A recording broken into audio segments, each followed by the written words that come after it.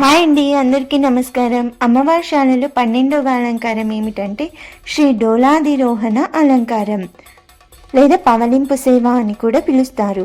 ఈ సేవ అమ్మవారి దివ్య విశ్రాంతిని సూచిస్తుంది. రాత్రివేళ అమ్మవారిని సువాసన పూలతో, వెండి పించాలతో అలంకరించిన డోలా అంటే పల్లకి అనర్థం. పల్లకి మీద కూర్చోబెట్టి ఉయ్యాలలో ఊపుతారు. ఇది అమ్మవారికి పవలింపు సమయం.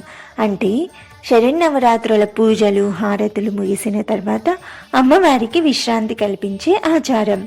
సంధ్యావేళల్లో దీపాల వెలుగులు, వేద మంత్రాలు, కీర్తనలు, ఆ వాతావరణం ఒక అద్భుతమైన ఆధ్యాత్మిక అనుభూతిని కలిగిస్తుంది. అమ్మవారి చుట్టూ భక్తులు దీపాలు పట్టుకొని పూజ చేస్తారు. అది భక్తి, శాంతి, ఆనందానికి ప్రతీక.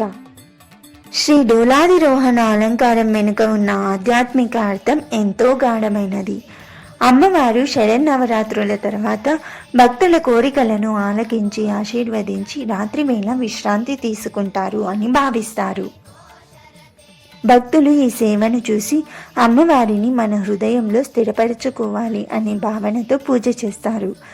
దీని ద్వారా మనస్సు ప్రశాంతమయమవుతుంది, ఆత్మ ఆనందాన్ని పొందుతుంది.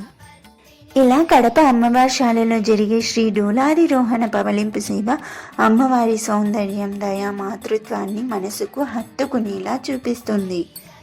దీపాల వెలుగులో అమ్మవారిని ఉయ్యాలలో చూసిన ప్రతి భక్తుడు అనిర్వచనీయమైన శాంతి, దైవానుభూతి పొందుతారు.